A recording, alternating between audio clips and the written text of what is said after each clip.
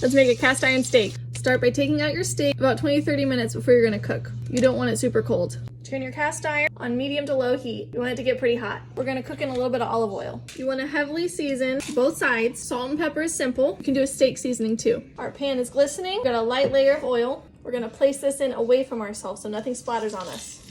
You want to hear that sizzle. Trying to sear this and cook at the same time. While that's going, I'm going to crush some garlic. You don't have to take it all the way out. Just want to make sure the flavor will be brought out by the heat of the skillet. We've got a good chunk of fat. I want to render some of that off. So I'm going to let the oil and the heat of the pan kind of melt it down. If you're using a thick steak like this, you want to get the sides too. Okay, now the side got some color too. Let's do the other side. But now I'm going to go in with some butter. Let it melt down. Add in your crushed garlic. And just baste the steak. Give it more flavor.